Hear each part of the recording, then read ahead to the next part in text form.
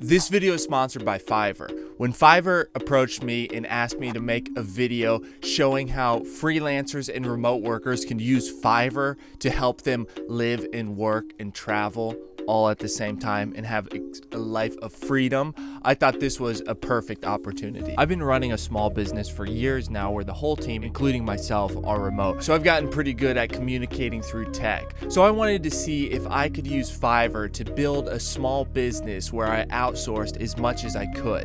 Now, Fiverr is a marketplace full of excellent freelancers that can do pretty much anything that you want.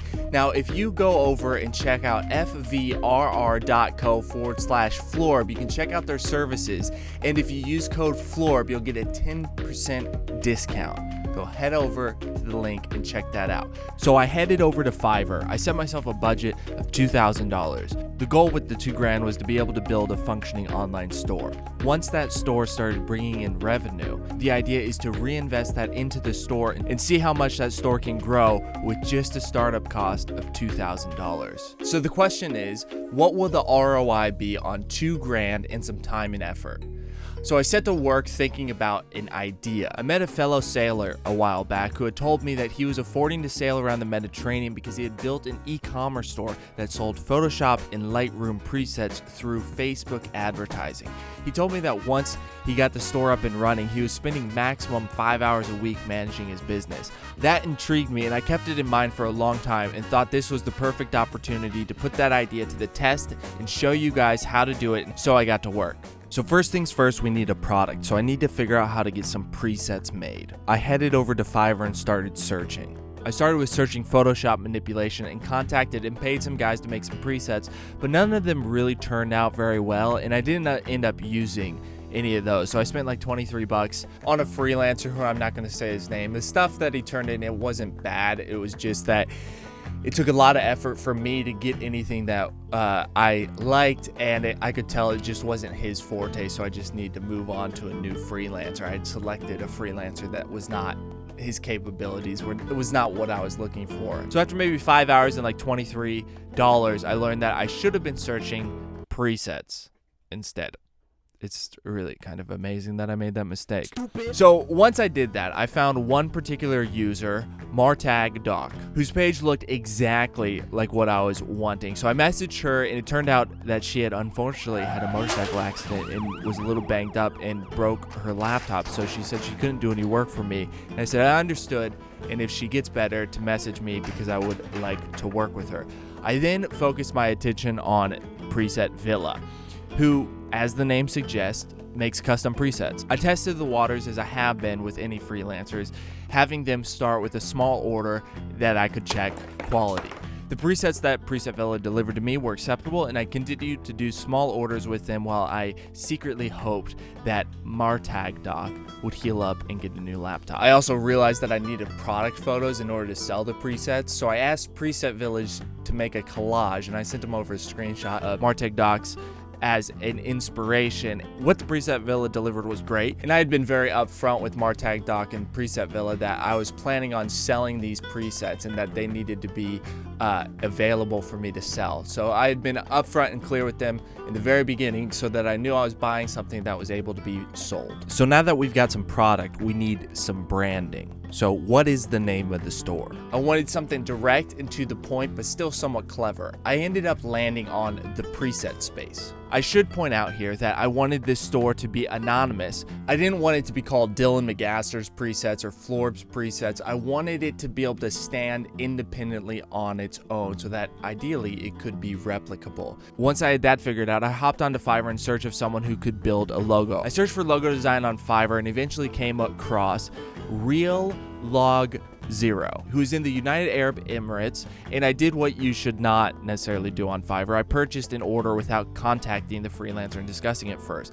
I got lucky in that I was able to get a logo that I was happy with, and it rang true that the third time was the charm. The first logo looked way too much like the AT&T logo for my liking, and I didn't like the slogan on the logo. So this is one of the issues that you run into when you're working with freelancers and you're only communicating through text. Just sometimes you don't get back what you want. So I was trying my best to explain to Real Log Zero what it is that we wanted for the logo, but clearly I was not doing a good enough job because I got this. I started messaging him back, giving him as much information as I could possibly think of to point him in the right direction. And it seemed to work because he provided this back, which I immediately liked. I just wanted it square.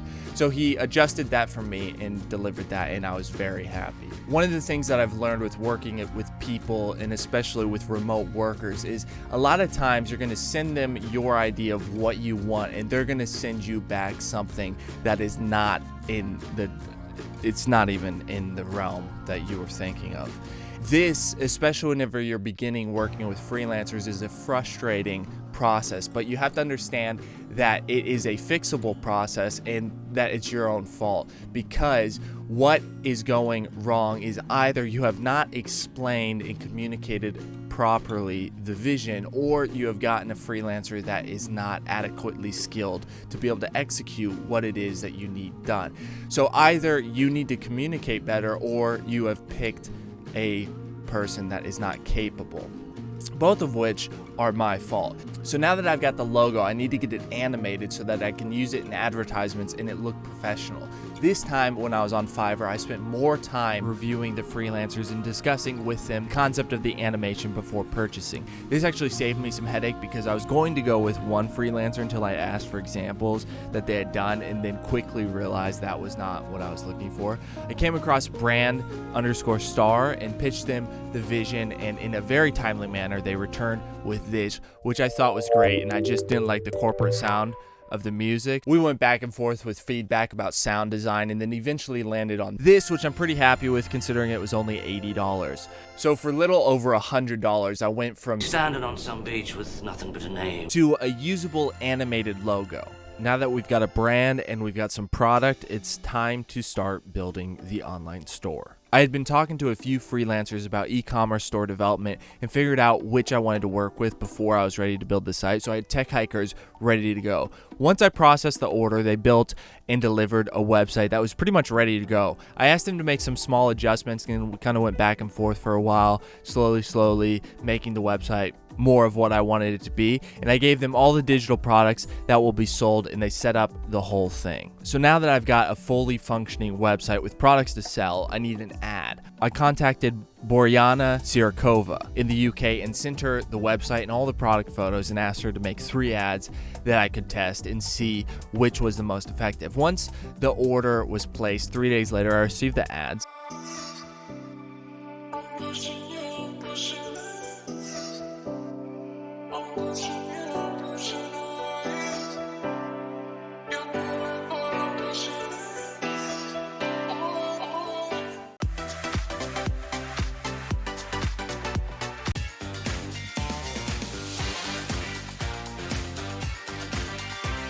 I told her that they were really great and that we just need to make these few changes. And she really impressed me, because when she came back with the second round of edits, they were all basically completely redone, and they were levels above what she provided the first time.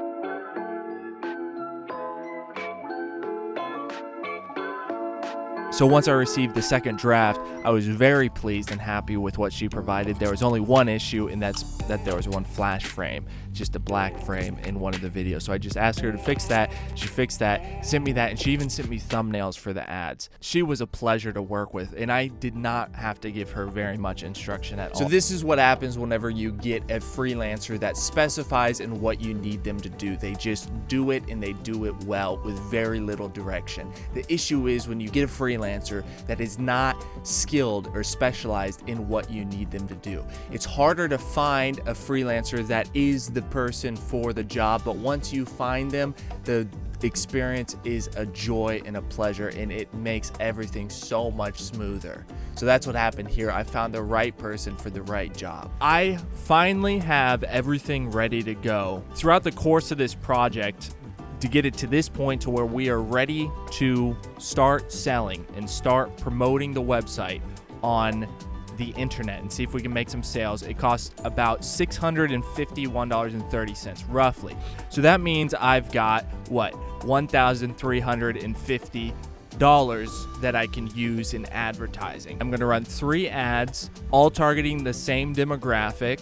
I'm going to do it for a lower amount as a test, see which one brings in the most clicks, And then through those clicks, I'm going to see how many sales I got in total.